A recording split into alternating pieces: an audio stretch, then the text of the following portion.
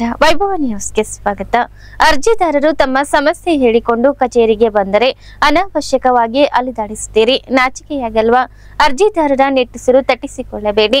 ಸರ್ಕಾರಿ ಅಧಿಕಾರಿಗಳು ಆತ್ಮಸಾಕ್ಷಿಯಿಂದ ಕೆಲಸ ಮಾಡಿ ಎಂದು ರಾಯಚೂರು ಜಿಲ್ಲಾ ಲೋಕಾಯುಕ್ತ ಪೊಲೀಸ್ ಅಧೀಕ್ಷಕ ಎಂಎನ್ ಶಶಿಧರ್ ಖಡಕ್ ಎಚ್ಚರಿಕೆ ನೀಡಿದರು. ಅವರು ನಗರದ ತಹಸೀಲ್ದಾರ್ ಕಚೇರಿಯ ಸಭಾಂಗಣದಲ್ಲಿ ರಾಯಚೂರು ಜಿಲ್ಲಾ ಲೋಕಾಯುಕ್ತ ಪೊಲೀಸ್ ಅಧಿಕಾರಿಗಳಿಂದ ಸಾರ್ವಜನಿಕರ ಅಹವಾಲು ಸ್ವೀಕಾರ ಸಭೆಯಲ್ಲಿ ಮಾತನಾಡಿದರು. ಕಳೆದ 4 ವರ್ಷಗಳಿಂದ ವಿಎಸ್ಎಸ್ಎನ್ ಸಹಕಾರಿ ಸಂಘದ ಸಾಲಕ್ಕಾಗಿ ಅಲಿದಾಟ ನಡೆಸುತ್ತಿರುವ ಎಸ್ಎಸ್ ಪಾಟೀಲ್ ಎನ್ನುವವರಿಂದ ಅರ್ಜಿ ಪಡೆದ ಲೋಕಾಯುಕ್ತ ಅಧಿಕಾರಿಗಳು ಸಭೆಯಲ್ಲಿದ್ದ ಸಹಕಾರಿ ನಿಬಂಧಕರ ಕಚೇರಿಯ ಅಧಿಕಾರಿಗಳಿಗೆ ತೀವ್ರ ತರಾಟೆಗೆ ತೆಗೆದುಕೊಂಡ ಪ್ರಸಂಗ ನಡೆಯಿತು. ಸರ್ಕಾರದಿಂದ ಸಾಲ ನೀಡಲು ಆದೇಶವಿದ್ದರೂ ಯಾಕೆ ಸಾಲ ಸೌಲಭ್ಯ ಒದಗಿಸಿಲ್ಲ? ಈ ಬಗ್ಗೆ ಲೋಕಾಯುಕ್ತ ಮೇಲಾಧಿಕಾರಿಗಳ ಗಮನಕ್ಕೆ ತರಲಾಗುವುದು ಎಂದು ಹೇಳಿದರು. ನಂತರ ಸಭೆಯಲ್ಲಿ ಮಾತನಾಡಿದ ಅವರು, ತಾಲೂಕಾ ಮಟ್ಟದ ಅಧಿಕಾರಿಗಳು ಕಾರ್ಯಕ್ಷೇತ್ರದ ವ್ಯಾಪ್ತಿಯಲ್ಲಿ ಬರುವ ಎಲ್ಲ ಸೌಲಭ್ಯಗಳನ್ನು ಸಾರ್ವಜನಿಕರಿಗೆ ಒದಗಿಸುವ ಕೆಲಸ ಮಾಡಬೇಕು. ಕಾಲಕಾಲಕ್ಕೆ ಬರುವ ಸರ್ಕಾರದ ಸುತ್ತೋಲೆ ಸೂಚನೆಗಳನ್ನು ಅಧಿಕಾರಿಗಳು ಪಾಲನೆ ಮಾಡಬೇಕು.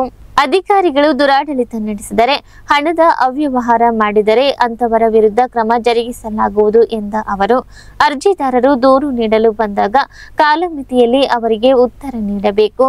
ಸಮಸ್ಯೆ ಬಗೆಹರಿಸಲು ಕಾನೂನಿನಲ್ಲಿ ಅವಕಾಶ ಇಲ್ಲದಿದ್ದಲ್ಲಿ ಅರ್ಜಿದಾರರಿಗೆ ಹಿಂಬರಹ ನೀಡಬೇಕೆಂದರು. ಕಚೇರಿಗಳಲ್ಲಿ ಕಾರ್ಯನಿರ್ವಹಿಸುವ ಪ್ರತಿಯೊಬ್ಬ ಅಧಿಕಾರಿಗಳು ಗುರುತಿನ ಪತ್ರ, ಪದನಾಮವಿರುವ ನಾಮಫಲಕಗಳನ್ನು ಹಾಕಿಕೊಳ್ಳಬೇಕು. ಮೇಲಾಧಿಕಾರಿಗಳು ಕಾನೂನು ಬಾಹಿರವಾಗಿ ಆದೇಶಗಳನ್ನು ಕೊಟ್ಟರೆ ಮಾಡಬಾರದು ಎಂದು ಎಚ್ಚರಿಕೆ ನೀಡಿದರು. ಸಭೆಯಲ್ಲಿ ತಹಸೀಲ್ದಾರ್ ಅರುಣೇಶ್ ದೇಸಾಯಿ, ಲೋಕಾಯುಕ್ತ ಡಿವೈಎಸ್ಪಿ ಸಿದ್ದೇಶ್ವರ ಸೇರಿದಂತೆ ತಾಲೂಕಾ ಮಟ್ಟದ ಅಧಿಕಾರಿಗಳಿದ್ದರು.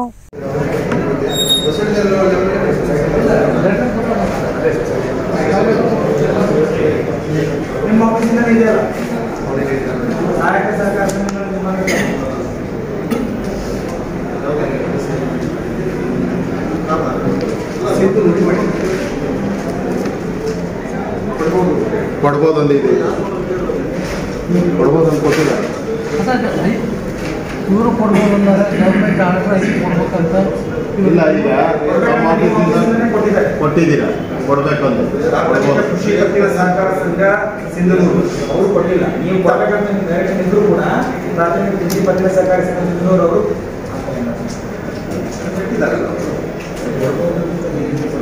ಇವ್ರು ಕೊಟ್ಟಿದ್ದಾರೆ ಸರ್. ಗಮನಕ್ಕೆ ಇದೆಯಾ ಅಂತ ಪ್ರಶ್ನೆ ಇಲ್ಲ. 2ನೇ ಲೆಟರ್ ಕೊಡ್ಬೋದು ಅಂತಾನೆ ಕೊಟ್ಟಿದ್ದಾರೆ ಅವರು. 7/8/2020 ಕಳೆದ 4 ವರ್ಷದಿಂದ ಕೆಲಸ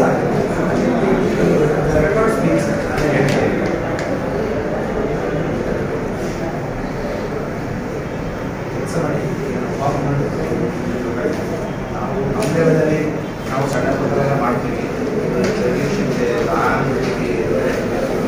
ಅನಾವಶ್ಯಕವಾಗಿ ಅಲ್ಲಾಡಿಸ್ತಾ ಇರ್ತಾರೆ. ನೀವು ಫಾರ್ಮ್ 1 ಕೊಡ್ತಾ ನಿಮಗೆ. ತಹಸೀಲ್ದಾರ್ ಕಚೇರಿಯ ಸಭಾಂಗಣದಲ್ಲಿ ರಾಯಚೂರು ಜಿಲ್ಲಾ ಲೋಕಾಯುಕ್ತ ಪೊಲೀಸ್ ಅಧಿಕಾರಿಗಳಿಂದ ಸಾರ್ವಜನಿಕರ ಅಹವಾಲು ಸ್ವೀಕಾರ ಸಭೆಯಲ್ಲಿ ಜಿಲ್ಲಾ ಪಂಚಾಯತ್ ಎಡಬ್ಲ್ಯೂ ಶಿವಪ್ಪ ಹೈವಳೆ ಗಂಟೆಗಟ್ಟಲೆ ಫೇಸ್ಬುಕ್ ನೋಡುತ್ತಾ ಫೋನಿನಲ್ಲಿ ತಲ್ಲೀನರಾಗಿದ್ದರು. ಸಭೆಯಲ್ಲಿ ಎಸ್ಪಿ ಎಂಎನ್ ಶಶಿಧರ್ ಅವರು ಕಾರ್ಯಕ್ಷಮತೆಯ ಬಗ್ಗೆ ನೀತಿ ಪಾಠ ಹೇಳುತ್ತಿದ್ದರೆ ತಮಗೆ ಸಭೆಗೆ ಸಂಬಂಧವಿಲ್ಲವೆನ್ನುವಂತೆ ಸಭೆಗೆ ಅಗೌರವ ತೋರುತ್ತಾ ಫೇಸ್ಬುಕ್ ವೀಕ್ಷಣೆ ಮಾಡುತ್ತಿರುವ ವಿಲಕ್ಷಣ ಘಟನೆಗೆ ಸಭೆ ಸಾಕ್ಷಿಯಾಯಿತು. ಈ ಕುರಿತು ತಹಸೀಲ್ದಾರ್ ಅರುಣೇಶ್ ದೇಸಾಯಿ ಅವರನ್ನು ವೈಭವ ವಾಹಿನಿ ಸಂಪರ್ಕಿಸಿದಾಗ ಈ ಬಗ್ಗೆ ನನ್ನ ಗಮನಕ್ಕಿಲ್ಲ, ಈ ಕುರಿತು ಪರಿಶೀಲಿಸುವೆ ಎಂದರು.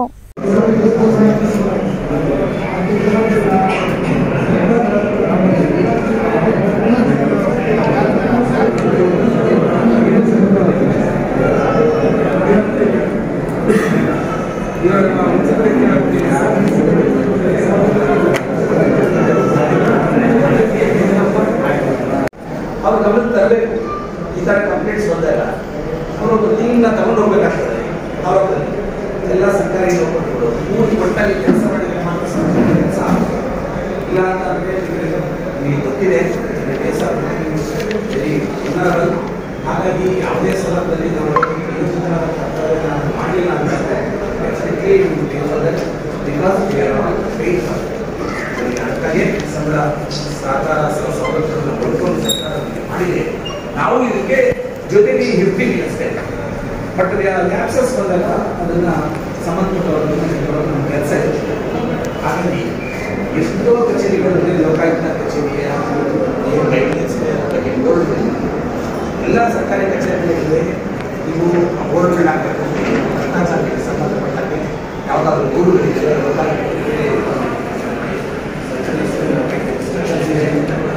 ಎಲ್ಲ ನಾವು ಹೇಳ್ತೀವಿ. ಲೋಕಾಯುಕ್ತಗಳಿಂದ ನಿರ್ದೇಶನ ಆಗಿರೋದು ಸರ್ಕಾರದ ಸ್ವತಃ ನಿರ್ದೇಶನ. ತಾಲೂಕಿನ ಪ್ರತಿ ಹಳ್ಳಿ ಗ್ರಾಮಗಳಲ್ಲಿ ನೀರಿನ ಸಮಸ್ಯೆ ಉಲ್ಬಣಿಸಿದರೆ ಸಂಬಂಧಪಟ್ಟ ಅಧಿಕಾರಿಗಳನ್ನು ಹೊಣೆ ಮಾಡಲಾಗುವುದು, ಸಮರೋಪಾದಿಯಲ್ಲಿ ಕಾರ್ಯನಿರ್ವಹಿಸಿ ಎಂದು ಶಾಸಕ ಹಂಪನಗೌಡ ಬಾದರ್ಲಿ ಅಧಿಕಾರಿಗಳಿಗೆ ಸೂಚನೆ ನೀಡಿದರು. ಅವರು ನಗರದ ತಾಲೂಕಾ ಪಂಚಾಯತ್ ಆವರಣದಲ್ಲಿ ನಡೆದ ವಿವಿಧ ಇಲಾಖೆಗಳ ಪ್ರಗತಿ ಪರಿಶೀಲನಾ ಸಭೆಯಲ್ಲಿ ಮಾತನಾಡಿದರು. ಫೆಬ್ರವರಿ 15ರಂದು ತುಂಗಭದ್ರಾ ಎಡದಂಡೆ ಕಾಲುವೆಗೆ ನೀರು ಹರಿಸಲಾಗುವುದು. ಪಿಡಿಒಗಳು ತಮ್ಮ ವ್ಯಾಪ್ತಿಯಲ್ಲಿ ಬರುವ ಕೆರೆಗಳನ್ನು ತುಂಬಿಸಿಕೊಳ್ಳಬೇಕು. ಬೇಸಿಗೆಯಲ್ಲಿ ಕುಡಿಯುವ ನೀರಿಗೆ ತೊಂದರೆಯಾಗದಂತೆ ನೋಡಿಕೊಳ್ಳಬೇಕು. ಬಾಡಿಗೆ ಟ್ಯಾಂಕರ್ಗಳನ್ನು ಪಡೆದು ನೀರು ಪೂರೈಸಲು ಕ್ರಮ ವಹಿಸಬೇಕು. ಬಾದರ್ಲಿ ಹಾಗೂ ಒಳಬಳ್ಳಾರಿ ಪಿಡಿಒಗಳು ನದಿಗೆ ಅಡ್ಡಲಾಗಿ ಬಂಡ್ ನಿರ್ಮಿಸಿ ನೀರು ಶೇಖರಣೆಗೆ ವ್ಯವಸ್ಥೆ ಮಾಡಿಕೊಳ್ಳಬೇಕು. ನೀರು ಮಿತವಾಗಿ ಬಳಸಲು ಪ್ರತಿ ಗ್ರಾಮ ಹಾಗೂ ಕ್ಯಾಂಪ್ಗಳಲ್ಲಿ ಡಂಗೂರು ಹಾಕಿಸುವುದರ ಜೊತೆಗೆ ಕರಪತ್ರಗಳನ್ನು ಹಂಚಿಕೆ ಮಾಡಬೇಕೆಂದರು. ಬೇಸಿಗೆ ಕಾಲ ಮುಗಿಯುವವರೆಗೆ ಯಾವುದೇ ರೀತಿ ಅಭಿವೃದ್ಧಿ ಕಾಮಗಾರಿಗಳನ್ನು ಕೈಗೆತ್ತಿಕೊಳ್ಳಲು ಹಣ ಪೋಲು ಮಾಡಬಾರದು. ಕುಡಿಯುವ ನೀರಿನ ಪೂರೈಕೆಗೆ ಮೊದಲನೇ ಆದ್ಯತೆ ನೀಡಬೇಕು. ನೀರು ಶುದ್ಧೀಕರಣ ಘಟಕಗಳನ್ನು ನಿರ್ಮಿಸಿ ಜನತೆಯ ಆರೋಗ್ಯ ರಕ್ಷಣೆಗೆ ಮುಂದಾಗಬೇಕೆಂದರು. ನಂತರ ವಿವಿಧ ಇಲಾಖೆಗಳ ಪ್ರಗತಿ ಪರಿಶೀಲನೆ ನಡೆಸಲಾಯಿತು. ಸಭೆಯಲ್ಲಿ ಜಿಲ್ಲಾ ಪಂಚಾಯತ್ ಉಪ ಕಾರ್ಯದರ್ಶಿ, ತಾಲೂಕಾ ಪಂಚಾಯತ್ ಆಡಳಿತಾಧಿಕಾರಿ, ತಾಲೂಕಾ ಪಂಚಾಯತ್ ಇಒ, ಕಾರ್ಯನಿರ್ವಾಹಕ ಅಧಿಕಾರಿ ಚಂದ್ರಶೇಖರ್ ಇದ್ದರು. ಬುಧವಾರ ನಗರದಲ್ಲಿ ಒಂದೇ ಸಮಯದಲ್ಲಿ 2 ಪ್ರಮುಖ ಸಭೆಗಳನ್ನು ನಡೆಸಲಾಯಿತು. ನಗರದ ಮಿನಿ ವಿಧಾನಸೌಧದಲ್ಲಿ ಲೋಕಾಯುಕ್ತ ಪೊಲೀಸರಿಂದ ಸಾರ್ವಜನಿಕರ ಅಹವಾಲು ಸ್ವೀಕರಿಸಲಾಗಿತ್ತು. ಅಲ್ಲಿಯೂ ತಾಲೂಕಾ ಮಟ್ಟದ ಅಧಿಕಾರಿಗಳು ಉಪಸ್ಥಿತರಿರುವ ಅನಿವಾರ್ಯತೆ ಇತ್ತು. ಇತ್ತ ನಗರದ ತಾಲೂಕಾ ಪಂಚಾಯತ್ ಆವರಣದಲ್ಲಿ ನಡೆದ ವಿವಿಧ ಇಲಾಖೆಗಳ ಪ್ರಗತಿ ಪರಿಶೀಲನಾ ಸಭೆಯಲ್ಲಿಯೂ ಅಧಿಕಾರಿಗಳು ಹಾಜರಿಯಾಗಬೇಕಿತ್ತು.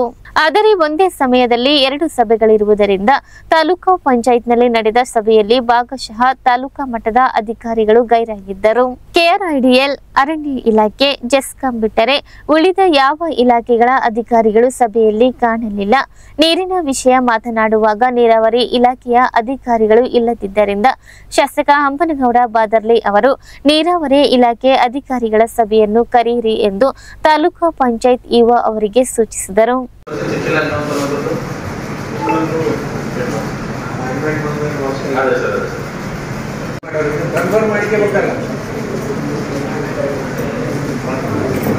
ಜಿಲ್ಲಾಧಿಕಾರಿಗಳ ನೀಡ್ತಾರೆ. ವೆಂಟೆನ್ಸಿ ಯಾವ್ಯಾವ ಆ ವೆಂಟೆನ್ಸಿಗೆ ಯಾವ ಅಪ್ರೂವಲ್ ಆಗಿಲ್ಲ. ಸಿಸಿ ರಸ್ತೆ ಮತ್ತು ಚರಂಡಿ ಆಗಿಲ್ಲ. ಅಲ್ಲಿ ಒಂದುವರೆಗಿದೆ ಸರ್, ಬರೀ ನೀರಿನ ಕ್ಯಾಂಪ್ ಇದೆ ಸರ್. ಅದರಲ್ಲಿ ಇವಾಗ 200 ಎಸ್ಟಿಮೇಟ್ ಬರ್ತೀವಿ ಸರ್. ಆರೆಂಜ್ ಕ್ಯಾಂಪ್, ಬಾಯಿ, ಈರಣ್ಣ ಕ್ಯಾಂಪ್, ಜವಲ್ಗೆರ, ಶ್ರೀನಿವಾಸ್ ಕ್ಯಾಂಪ್ ಮತ್ತು ಬಗಡ್ದಿನಿ ಕ್ಯಾಂಪ್ ಅಂತ ಇದೆ. 4 ಖುಷಿ ಇದೆ ಸರ್. ಲಾಸ್ಟ್ ಇಷ್ಟೇ ಈರಣ್ಣ ಕ್ಯಾಂಪ್ ಚೆಕ್ ಮಾಡಿ.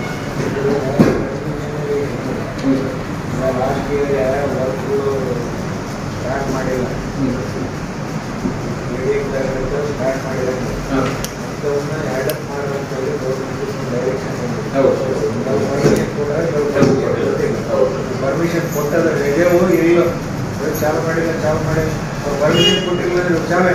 ಹೌದು, ಅದು ಗೊತ್ತದ ನಿಮಗೆ. ಎಲ್ಲ ಪರ್ಮಿಷನ್ ಸಿಕ್ಕಿದೆ ನಿಮ್ಗೆ. ಯಾವುದು ಗೌರ್ಮೆಂಟ್ಲಿಂದ ಏನಾದರೂ ಈ ವರ್ಕ್ ಸ್ಟಾರ್ಟ್ ಮಾಡೋದು ಪರ್ಮಿಷನ್ ಬಂದಿದೆಯಾ? ಎಲ್ಲದೂ ಪೂರ್ಣ ಆಗಿ ಮಾಡ್ರಿ. 54 ಅಡಾಪ್ಟ್ ಮಾಡಿದ್ರೆ ಮತ್ತೆ ಚಾಲೂ ಮಾಡೋದು. ಯಾರು ಸ್ಟಾರ್ಟಿಂಗು ಗೌರ್ಮೆಂಟ್ ಬಂದರೆ 1-2 ತಿಂಗಳಾಗ ಎಲ್ಲ ಹಿಂದಿನ ಗೌರ್ಮೆಂಟಿಂದ ಎಲ್ಲ ಅಡಾಪ್ಟ್ ಮಾಡೋದು ಡೈರೆಕ್ಷನ್ ಕೊಟ್ಟಿದ್ರು. ಅದಾದ್ಮೇಲೆ ಕರೆದು ಡಿಸ್ಟ್ರಿಬ್ಯೂಷನ್ ಹೋಗಿ ಭೇಟಿಯಾಗಿ ಅವ್ರದ್ದು ಅಪ್ರೂವಲ್ ಬಂದು ವರ್ಕ್ ಸ್ಟಾರ್ಟ್ ಮಾಡೋದಕ್ಕೆ ಡೈರೆಕ್ಷನ್ ಐತಿ.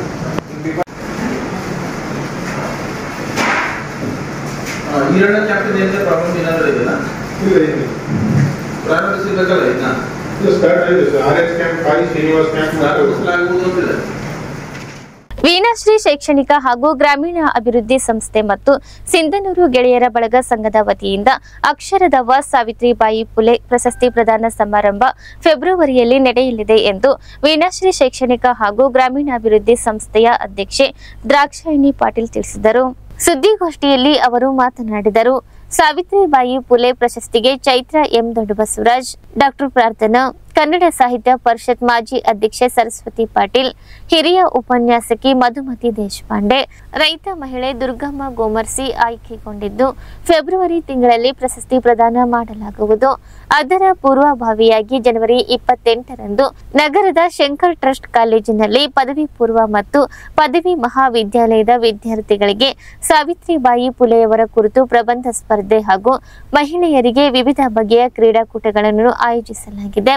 ಭಾಗವಹಿಸುವ ವಿದ್ಯಾರ್ಥಿಗಳು ಮತ್ತು ಮಹಿಳೆಯರು ಮೊಬೈಲ್ ನಂಬರ್ 7019996250 9110640747 9135277710 9916551133 ಸಂಖ್ಯೆಗೆ ಕರೆ ಮಾಡಿ ಹೆಸರು ನೋಂದಣಿ ಮಾಡಿಕೊಳ್ಳಬಹುದು ಎಂದು ಮನವಿ ಮಾಡಿದರು. ಈ ಸಂದರ್ಭದಲ್ಲಿ ಕಾನೂನು ಸಲಹೆಗಾರ ಜಯರಾಯಪ್ಪ ವಕೀಲ್, ಮುಖಂಡರಾದ ಬಸನಗೌಡ ಮಾಲಿ ಪಾಟೀಲ್, ಸೈಯದ್ ಬಂದೆ ನವಾಜ್, ವಿಜಯ್ ಕುಮಾರ್, ವೆಂಕಟೇಶ್ ನಾಯಕ್ ಬೂತಲದಿನ್ನಿ, ವೀರೇಶ್ ಗಡ್ಡಿಮಾಳ್, ಪತ್ರಯ್ಯ ಸ್ವಾಮಿ ಹಿರೇಮಠ್ ಸೇರಿದಂತೆ ಬಳಗದ ಸದಸ್ಯರು ಭಾಗವಹಿಸಿದ್ದರು.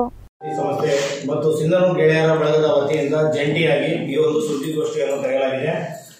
ಈ ಬಾರಿ 2023-24ನೇ ಸಾಲಿನ ಸಾವಿತ್ರಿಬಾಯಿ ಪುಲೆ ಅವರ ಪ್ರಶಸ್ತಿ ಪ್ರದಾನ ಕಾರ್ಯಕ್ರಮ ಹಾಗೂ ಮಹಿಳೆಯರಿಗೂ ಮತ್ತು ವಿದ್ಯಾರ್ಥಿಗಳಿಗೆ ಪ್ರಬಂಧ ಸ್ಪರ್ಧೆ, ಮಹಿಳೆಯರಿಗೆ ಕ್ರೀಡಾಕೂಟ ಕಾರ್ಯಕ್ರಮವನ್ನು ಆಯೋಜನೆ ಮಾಡಲಾಗಿದೆ. ಈ ಒಂದು ದಿನಾಂಕ 20ರಂದು ನಡೆಯಲಿದೆ. ಇನ್ನು ಉಳಿದಂತಹ ಕಾರ್ಯಕ್ರಮಗಳನ್ನು ಮುಂದೆ ಒಂದು ದಿನಾಂಕವನ್ನು ನಿಗದಿ ಮಾಡಿ ವೇದಿಕೆ ಕಾರ್ಯಕ್ರಮವನ್ನು ಮಾಡ್ತೇವೆ. ಈ ಒಂದು ಹೆಚ್ಚಿನ ಮಾಹಿತಿಯನ್ನು ವೀಣಾಶ್ರೀ ಶಿಕ್ಷಣ ಸಂಸ್ಥೆಯ ಕಾರ್ಯದರ್ಶಿಗಳಾದ ಮೇಡಮ್ ಅವರು, ಶ್ರೀಮತಿ ದ್ರಾಕ್ಷಾಣಿ ಮೇಡಮ್ ಅವರು ಮಾತಾಡ್ತಾರೆ. ಗ್ರಾಮೀಣಾಭಿವೃದ್ಧಿ ಸಂಸ್ಥೆ ವತಿಯಿಂದ ಹಾಗೂ ಗೆಳೆಯರ ಬಳಗದ ಸಂಘದ ವತಿಯಿಂದ ನಾವು ಮಹಿಳೆಯರಿಗೂ ಕೂಡ ಕ್ರೀಡಾಕೂಟಗಳನ್ನು ಆಯೋಜಿಸಿದ್ದೇವೆ. ಆಮೇಲೆ ಪದವಿ ಪೂರ್ವ ಕಾಲೇಜು ಹಾಗೂ ಮಹಾವಿದ್ಯಾಲಯದಿಂದನೂ ನಾವು ಪ್ರಬಂಧ ಸಾವಿತ್ರಿಬಾಯಿ ಪುಲೆ ಪ್ರಬಂಧನ ನಾವು ಮಾಡಿದ್ದೀವಿ ರೀ. ಭಾರತದ ಮೊಟ್ಟ ಮೊದಲ ಶಿಕ್ಷಕಿಯಾದಂಥ ಸಾವಿತ್ರಿಬಾಯಿ ಪುಲೆ ಅವರ ಚರಿತ್ರೆಯ ಬಗ್ಗೆ ಪ್ರಬಂಧನ ನಾವು ಮಾಡಿದ್ವಿ. ಜೊತೆಗೆ ಮಹಿಳೆಯರಿಗೆ ವಿವಿಧ ಬಗೆಯ ಕ್ರೀಡಾಕೂಟಗಳನ್ನು ಆಯೋಜನೆ ಮಾಡಲಾಗಿದ್ದು, ಈ ಪ್ರಬಂಧ ಸ್ಪರ್ಧೆ ಮತ್ತು ಮಹಿಳಾ ಕ್ರೀಡಾಕೂಟವನ್ನು ಇದೇ ದಿನಾಂಕ 28 ರವಿವಾರದಂದು ನಗರದ ಶಂಕರ ಟ್ರಸ್ಟ್ ಕಾಲೇಜಿನಲ್ಲಿ ಆಯೋಜನೆ ಮಾಡಲಾಗಿದ್ದು, ಬೆಳಗ್ಗೆ 10 ಗಂಟೆಯಿಂದ 11 ಗಂಟೆಯವರೆಗೆ ಪ್ರಬಂಧ ಸ್ಪರ್ಧೆ ನಡೆಸಿ ನಂತರ ಮಧ್ಯಾಹ್ನ 1 ಗಂಟೆಯಿಂದ 4 ಗಂಟೆಯವರೆಗೆ ಮಹಿಳೆಯರ ಕ್ರೀಡಾಕೂಟ ನಡೆಸಲಾಗುವುದು.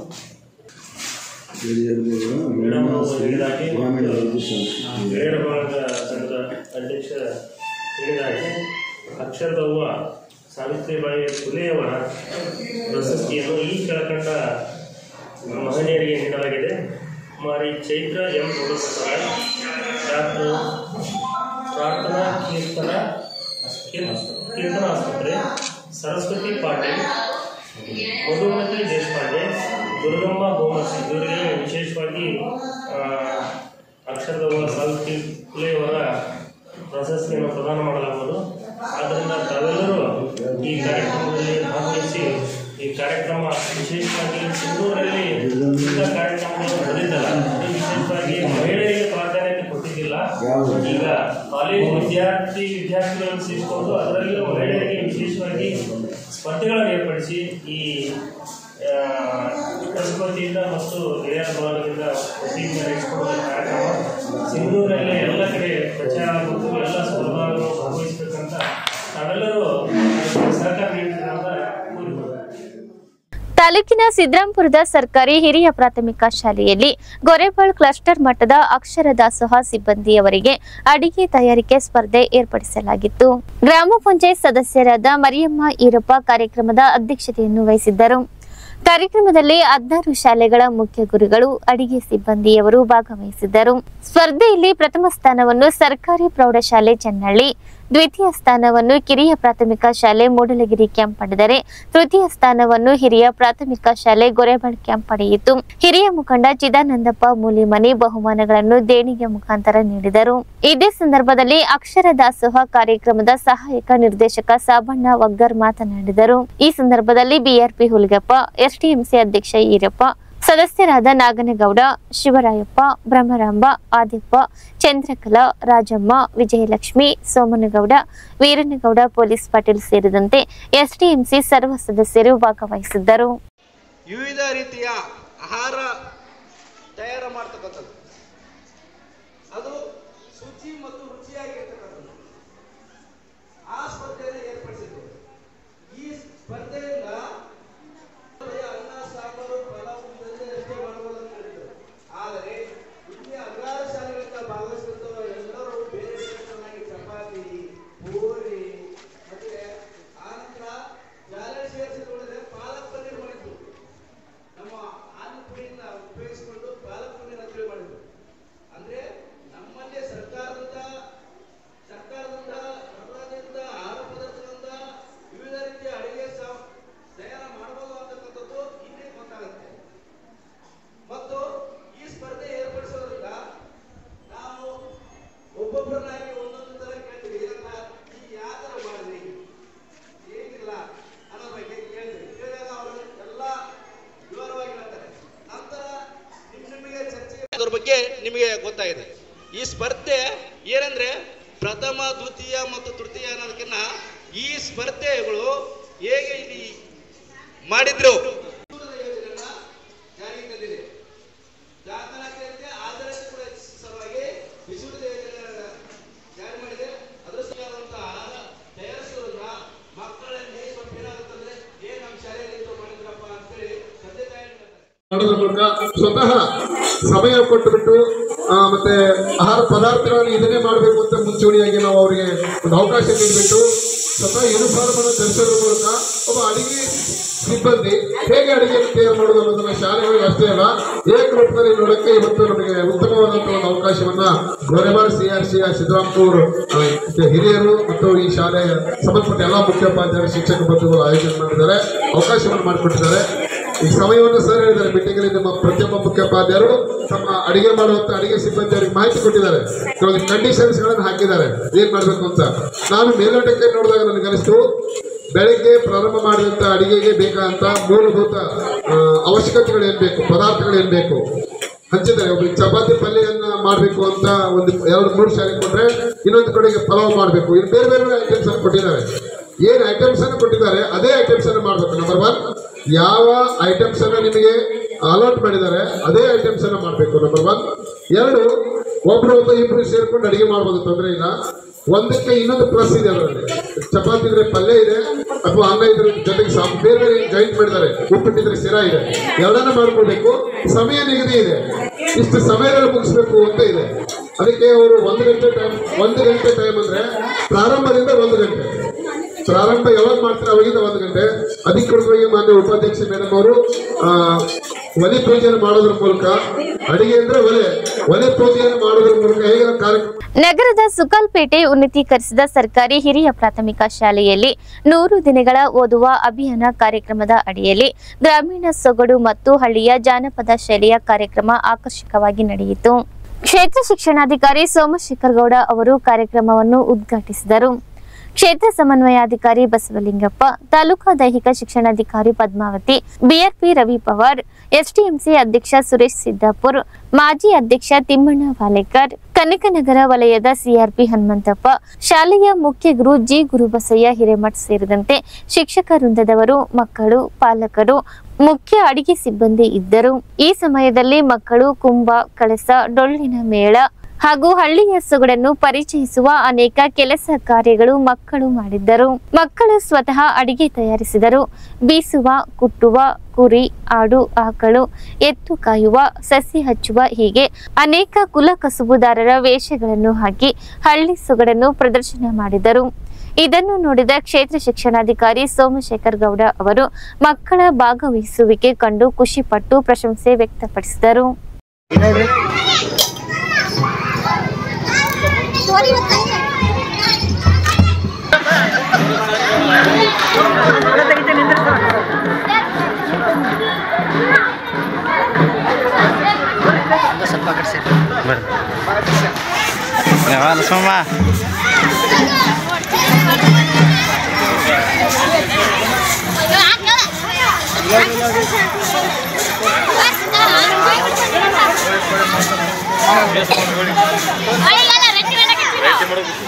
ರೊಟ್ಟಿ ಪಟ್ಟಿ ಮಾಡ್ರಿ ರೆಡಿ ಮಾಡ್ರಿ ಉಳಿಸ್ರು ನಮಗೆ ಸ್ವಲ್ಪ ಆಮೇಲೆ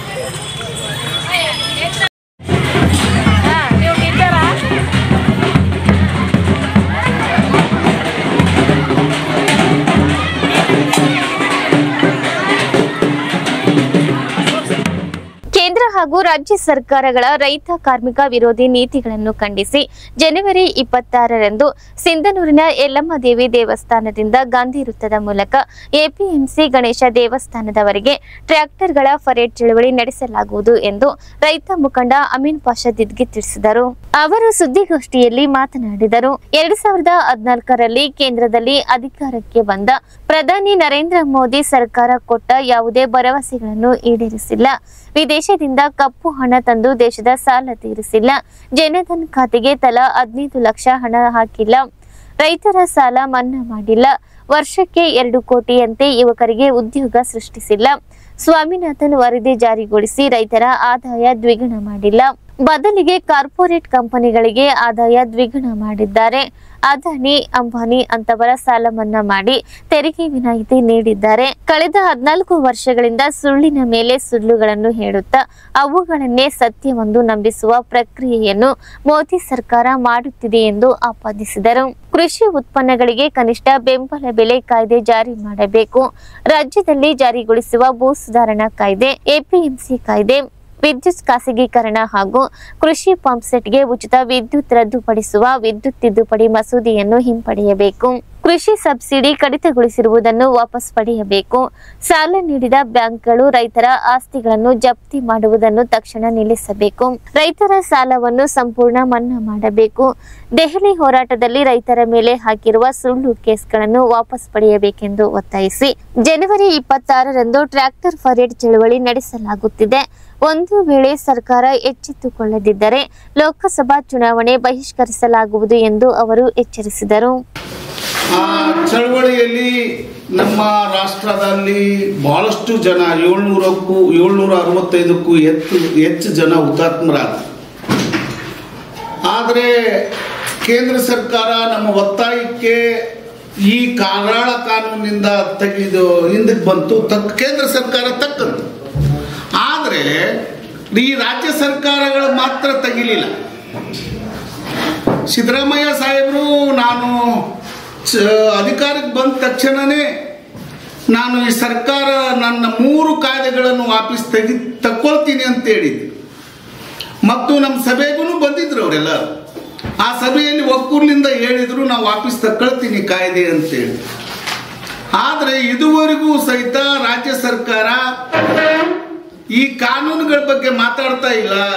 ಅಧಿವೇಶನದಲ್ಲಿ ಏನು ಈಗ 2 ತಿಂಗಳ ಹಿಂದೆ ಒಂದೇ ಎಪಿಎಂಸಿ ಕಾಯ್ದೆ ಮಾತ್ರ ವಿಧಾನಸಭೆಯಲ್ಲಿ ಮಾತಾಡಿದ್ರು. ಮತ್ತದು ಮೇಲ್ಮನವಿಗೆ ತಗೊಂಡು ಹೋದ್ರು. ಆ ಮೇಲ್ಮನವಿಯಲ್ಲಿ ಆ ಭರವಸೆ ಬಿದ್ದೋಯ್ತು. ಆದರೆ ಈ ಮಣ್ಣಿನ ಮಗ ಅನ್ನುವಂಥವ್ರು ಸಹಿತ ನಮ್ಮ ಎಪಿಎಂಸಿ ಕಾಯ್ದೆ ವಿರುದ್ಧ ಮತದಾನ ಮಾಡಿದ್ರು JDSನು. ಅದಕ್ಕೆ ಆ ಕಾನೂನು ತಕ್ಕೊಳ್ಳೋಕ್ಕಾಗಲಿಲ್ಲ. ಮೊನ್ನೆ 18ನೇ ತಾರೀಕಿಗೆ ನಮ್ಮನ್ನ ಸಭೆ ಕರೆದಿದ್ರು ಮುಖ್ಯಮಂತ್ರಿಗಳು. ಆ ಸಭೆಯಲ್ಲಿ ಸಂಪೂರ್ಣವಾಗಿ ನಾನು 3 ಕಾನೂನುಗಳನ್ನು ತಕ್ಕೊಳ್ತೀನಿ ಅಂತೇಳಿ ಭರವಸೆ ಕೊಟ್ಟಿದ್ದಾರೆ. ಮತ್ತೊಂದು ಸಲ ನಾವು ಒಪ್ಕೊಂಡಿದ್ವಿ. ಮತ್ತೆ ಆ ಭರವಸೆ ಆಗ್ಬೋದು ಅಂತ ಆಶಾವಾದಿಗಳಾಗಿದ್ವಿ. ಇದೇ ರೀತಿ ಈ 3 ಬಿಟ್ಟಿರೋಂಥ 3 ಇವ್ರು ಯಾರು ನಾವು ಅವ್ರ ಹಂಗೆ ಇವ್ರ ಹಿಂಗೆ ಅನ್ನೋದಕ್ಕಿಂತಲೂ ಈ ರಾಜಕಾರಣನೇ ರೈತರ ವಿರುದ್ಧವಾಗಿದೆ. ಈ ಸರ್ಕಾರಗಳು ಈ ನೀತಿಗಳು ಸಹಿತ ರೈತರ ವಿರುದ್ಧವಾಗಿರೋದ್ರಿಂದ ಈ ಯಾವ ಪಕ್ಷಗಳನ್ನು ತಗೊಂಡು ಈ ಪಕ್ಷನ ನಾವು ಮುತುವರ್ಜಿ ವಹಿಸಿದ್ರೆ ನಾವು ರೈತರು ಬದುಕಲ್ಲ. ಇವೆಲ್ಲ ಶ್ರೀಮಂತಿಕೆಯ ಎಂಜಲದ ಮುಸುರೆಯ ಋಣ ತೀರ್ಸೋದಕ್ಕೆ ಬಂದಿರೋಂಥ ಪಕ್ಷಗಳೇ ಹೊರತು ರೈತರ ಕೆಲಸ ಮಾಡೋದಕ್ಕಲ್ಲ. ರೈತರು ಎಚ್ಚೆತ್ಕೊಳ್ಬೇಕಾಗಿದೆ. ನಿನ್ನ ಭೂಮಿ ಉಳಿಸ್ಕೊಳ್ಬೇಕಾಗಿತ್ತು ಅಂತಂದರೆ ನೀವು ಅನಿವಾರ್ಯವಾಗಿ ಒಗ್ಗಟ್ಟಾಗಬೇಕಾಗಿದೆ. ಅದೇ ರೀತಿ ಯುವಕರು ಸಹಿತ ಒಗ್ಗಟ್ಟಾಗ. ನಂತರ ರೈತ ಸಂಘದ ಸಂಚಾಲಕ ಶರಣಪ್ಪ ಮರಳಿ ಮಾತನಾಡಿ, ದೆಹಲಿಯಲ್ಲಿ ರೈತರ ಹೋರಾಟದ ಫಲವಾಗಿ 3 ಕರಾಳ ಕಾಯ್ದೆಗಳನ್ನು ಕೇಂದ್ರ ಸರ್ಕಾರ ವಾಪಸ್ ಪಡೆಯಿತು. ಆದರೆ ರಾಜ್ಯ ಸರ್ಕಾರ ನಿರ್ಲಕ್ಷ್ಯ ವಹಿಸಿತು. ಮುಖ್ಯಮಂತ್ರಿ ಸಿದ್ದರಾಮಯ್ಯ ಭರವಸೆ ನೀಡಿದಂತೆ ಈ 3 ಕಾಯ್ದೆಗಳನ್ನು ರದ್ದುಪಡಿಸುವ ಮೂಲಕ ನುಡಿದಂತೆ ನಡೆಯಬೇಕೆಂದು ಒತ್ತಾಯಿಸಿದರು. 2014ರಲ್ಲಿ ನರೇಂದ್ರ ಮೋದಿ ಅವರು ಒಂದು ಪ್ರಣಾಳಿಕೆ ಬಿಡುಗಡೆ ಮಾಡಿದರು. ನಾವು ವಿದೇಶದಿಂದ ಕಪ್ಪು ಹಣ ತರುತ್ತೇವೆ, ಆ ಹಣದಿಂದ ದೇಶದ ಸಾಲ ತೀರಿಸೋದಲ್ಲದೆ ರೈತರ ಸಾಲ ಸಂಪೂರ್ಣ ಮನ್ನಾ ಮಾಡಿ ನಾವು ದೇಶದ ಅಭಿವೃದ್ಧಿಗೊಳಿಸ್ತೇವೆ ಮತ್ತು ದುಡಿಯುವ ಕೈಗಳಿಗೆ ಪ್ರತಿ ವರ್ಷ 2 ಕೋಟಿ ಉದ್ಯೋಗ ಸೃಷ್ಟಿ ಮಾಡುತ್ತೇವೆ ಮತ್ತು ರೈತರ ಉತ್ಪನ್ನಗಳಿಗೆ ಸ್ವಾಮಿನಾಥನ್ ವರದಿ ಆಧರಿಸಿ ಅಥವಾ ಕಾಸ್ಟ್ ಆಫ್ ಕಂಡೀಷನ್ ಪ್ರಕಾರ ಯೋಗ್ಯ ಬೆಲೆನೀತಿಯನ್ನು ಮಾಡ್ತೀವಿ ಅಂತ ಹೇಳಿ ಆದಾಯ ದ್ವಿಗುಣಗೊಳಿಸ್ತೀವಿ ಅಂತ ಹೇಳಿದರು. ಆದರೆ ಹೇಳಿದ್ದು ಒಂದು, ನರೇಂದ್ರ ಮೋದಿ ಮಾಡಿದ್ದು ಒಂದು. ಏನೇ ಆಯಿತು ಅಂತಂದ್ರೆ, ಉದಾಹರಣೆಗೆ ಇವತ್ತು ರೈತರ ಆದಾಯ ದ್ವಿಗುಣ ಆಗಲಿಲ್ಲ, ಕಂಪನಿಗಳ ಮಾಲೀಕರ ಆದಾಯ ದ್ವಿಗುಣ ಆಯಿತು. ಅದೇ ರೀತಿಯಾಗಿ ಇವತ್ತು ರೈತರ ಸಾಲ ಮನ್ನಾ ಆಗಲಿಲ್ಲ, ಅದಾನಿ ಅಂಬಾನಿಗಳಂತಹ ಕಾರ್ಪೊರೇಟ್ ಕಂಪನಿಗಳ ಮಾಲೀಕರ ಸಾಲ ಮನ್ನಾ ಆಯಿತು. ಅದೇ ರೀತಿಯಾಗಿ ಇವತ್ತು MSP ಕೂಡ ರೈತರಿಗೆ ಸಿಗ್ತಾ ಇಲ್ಲ. ಬರೀ ಸುಳ್ಳಿನ ಮೇಲೆ ಸುಳ್ಳು ಹೇಳುತ್ತಾ ಜನರನ್ನ ದಾರಿ ತಪ್ಪಿಸಿ ಜನರನ್ನ ಅವೈಜ್ಞಾನಿಕವಾಗಿ ಇವತ್ತು ಮೂಢನಂಬಿಕೆಯನ್ನ ಹೆಚ್ಚು ಮಾಡುತ್ತಾ ಇವತ್ತು ದೇಶವನ್ನ ದಿವಾಳಿ ಮಾಡಿದ ಕಾಸಿ ದೇಶದ ಮೇಲೆ ವಿಪರೀತ ಸಾಲ ಆಗಿದೆ. ಮತ್ತು ಕೋವಿಡ್ ಅಂತೇಳಿ ಕಾಸಿ ಆಗಾಗ ಅದನ್ನ ನೆಪ ಮಾಡಿಕೊಂಡು ಕಾಸಿ ಇವತ್ತು ಜನರನ್ನ ದಾರಿ ತಪ್ಪಿಸಿ ಕಾರ್ಖಾನೆಗಳನ್ನು ಮುಚ್ಚಿಸಿ ಬ್ಯಾಂಕ್ಗಳನ್ನು ದಿವಾಳಿ ಮಾಡಿ ದುಡಿಯುವಂತ ಯುವಕರಿಗೆ ಕೆಲಸ ಇಲ್ಲದಂಗೆ ಮಾಡಿಬಿಟ್ರು. ಹಾಗಾಗಿ ನಾವು ಅವರಲ್ಲಿ ಮನವಿ ಮಾಡಿಕೊಳ್ಳದಿಟ್ಟೆ, ನೀವು ಕಳೆದ ವರ್ಷ ಒಂದು ಹೇಳಿದ್ರಿ, 2014ರಲ್ಲಿ ಹೇಳಿದ್ರಿ, ಆಮೇಲೆ ಮತ್ತೆ 2018ರಲ್ಲಿ ಹೇಳಿದ್ರಿ, ಮತ್ತೆ ಈಗ ಬ್ಯಾರೆ ನೆಪ ಮಾಡ್ಕೊಂಡು ಬರಕಚ್ಚಿರಿ. ಇನ್ನು ಮುಂದೆ ಈ ಸುಳ್ಳು ನಡೆಯಂಗಿಲ್ಲ. ನೀವೇನಾದ್ರೂ ನಿಮ್ಗ ಒಂದು ತಿಳುವಳಿಕೆ ಜ್ಞಾನ ಏನಾಗಿತ್ತಪ್ಪ ಅಂತಂದ್ರ ರೈತರ ಸಾಲ ಸಂಪೂರ್ಣ ಮನ್ನಾ ಮಾಡಬೇಕು ಮತ್ತು ರೈತರ ಉತ್ಪನ್ನಗಳಿಗೆ ಯೋಗ್ಯ ಬೆಲೆ ನೀತಿಯನ್ನು ಮಾಡಬೇಕು. ಒಕ್ಕೂಟದ ಮುಖಂಡರಾದ ಬಸವಂತರಾಯ ಗೌಡ ಕಲ್ಲೂರು, DH ಕಂಬಳಿ, ರಮೇಶ್ ಪಾಟೀಲ್ ಬೇರ್ಗಿ, ಚಿಟ್ಟಿಬಾಬು ಬುದಿವಾಳ್ ಕ್ಯಾಂಪ್, ರಾಮಯ್ಯ ಜವಳಿಗೇರ, S ದೇವೇಂದ್ರ ಗೌಡ, ನಾಗರಾಜ್ ಪೂಜಾರ್ ಇದ್ದರು. ಇಲ್ಲಿಗೆ ಇಂದಿನ ವಾರ್ತಾ ಪ್ರಸಾರ ಮುಕ್ತಾಯವಾಯಿತು. ನಿರಂತರವಾಗಿ ವೀಕ್ಷಿಸಿ ವೈಭವ ಟಿವಿ. ವಂದನೆಗಳೊಂದಿಗೆ ದೇವಿಕಾ ಚನ್ನಬಸವ.